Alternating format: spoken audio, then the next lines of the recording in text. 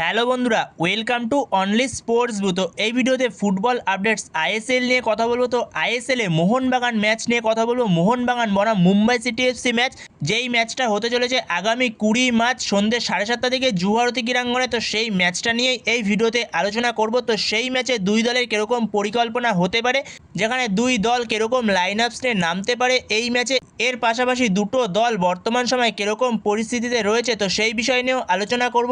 এছাড়াও দুটো দলের শক্তি দুর্বলতা নিয়েও আলোচনা করে নেব এবং হেড টু হেডটাও দেখে নেব। এছাড়াও এই ম্যাচটা কোন দল জিততে পারে, তো সেই সমস্ত সব বিষয়গুলো নিয়েই আলোচনা করব এই ভিডিওতে। তো ভিডিওটি সবাই শেষ পর্যন্ত দেখতে থাকো, আর চ্যানেলে নতুন হয়ে থাকলে চ্যানেলটি সাবস্ক্রাইব করে পাশে থাকা বেল আইকনটিকে অন করে পাশে থেকো।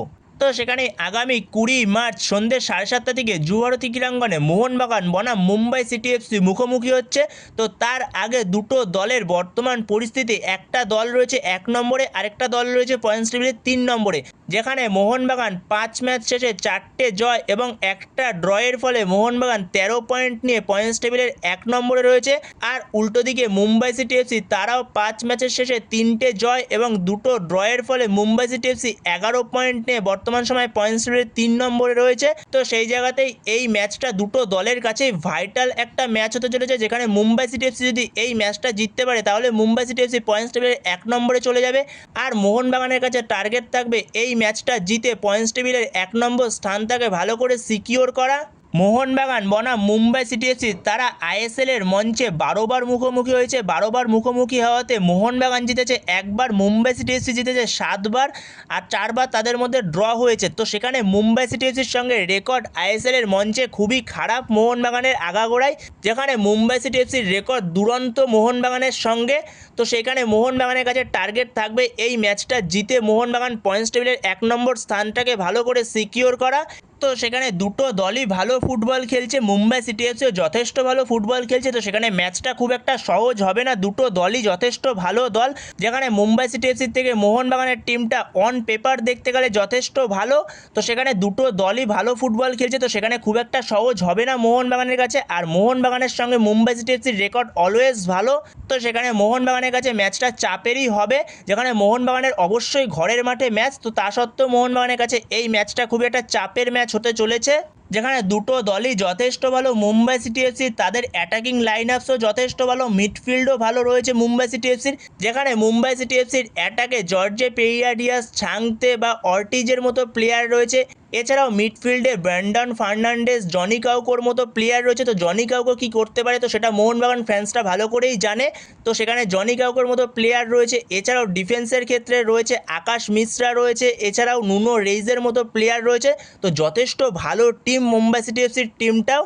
যেখানে মুম্বাই সিটি এফসির দুর্বল দিক বলতে কিছুটা হলেও দুর্বল তাদের ডিফেন্সটা। তো সেখানে মোহনবাগানের টার্গেট রাখতে হবে, মোহনবাগানকে যত তাড়াতাড়ি সম্ভব গোল তুলে নিতে হবে। যেহেতু ঘরের মাঠে ম্যাচ মোহনবাগানের, তো সেখানে যত তাড়াতাড়ি সম্ভব মোহনবাগানের গোল তুলে নিতে হবে।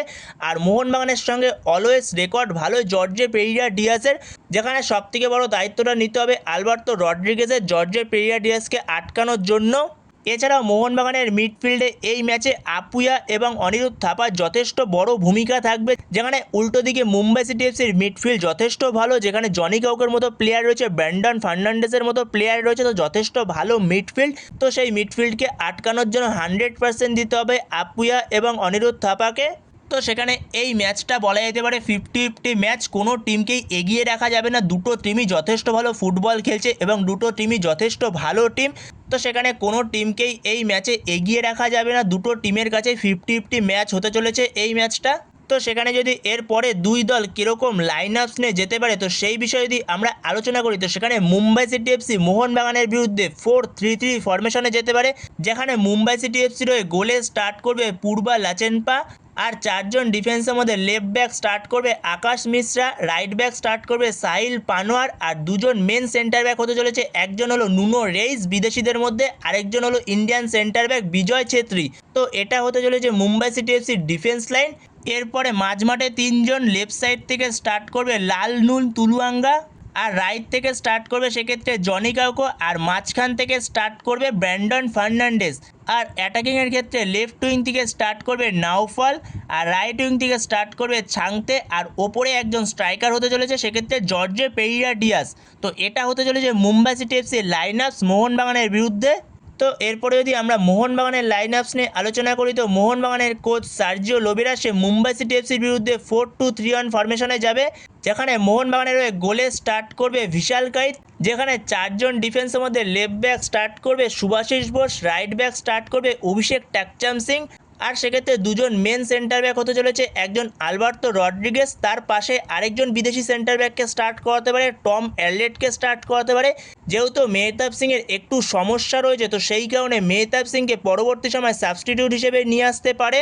তো এটা হতে পারে মোহনবাগানের ডিফেন্স লাইন। এরপরে মাঝমাঠে দুজন, একজন হলো অনিরুদ্ধ থাপা একটু সেন্টার মিডফিল্ডার রোলে, এর পাশাপাশি ডিফেন্সিভ মিডফিল্ড রোলে আপুয়া স্টার্ট করবে।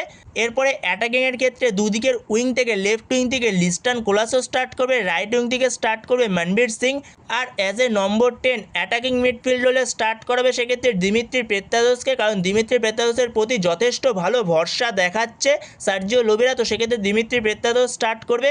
আর ওপরে একজন স্ট্রাইকার হতে চলেছে জেমি ম্যাকলারেন। তো এরকমই হতে চলেছে মোহনবাগানের লাইন আপস মুম্বাই সিটি এফসির বিরুদ্ধে। তো এই লাইন আপস নিয়ে যেতে চলেছে সার্জিও লোবেরা মুম্বাই সিটি এফসির বিরুদ্ধে। তো সেখানে তোমাদের কীরকম লাগলো এই লাইন আপসটা অবশ্যই কমেন্ট বক্সে জানিও। তোমাদের মতে কীরকম লাইন আপস হতে পারে মুম্বাই সিটি এফসির বিরুদ্ধে মোহনবাগানের কোচ সার্জিও লোবেরা সে কি এরকম লাইন আপস নিয়ে যেতে পারে, নাকি অন্য কোনো চেঞ্জ করতে পারে লাইন আপসে? তো সেটা অবশ্যই কমেন্ট বক্সে জানিও তোমাদের এ বিষয়ে কোনো মতামত থাকলে। তো এই ভিডিওতে এই পর্যন্তই। তো এই ভিডিওতে এই আপডেটগুলো নিয়ে আলোচনা করার ছিল। তো ভিডিওটি ভালো লাগলে অবশ্যই লাইক শেয়ার সাবস্ক্রাইব করতে ভুলো না। তো নেক্সট ভিডিওতে দেখা হচ্ছে, ততক্ষণের জন্য বাই বাই।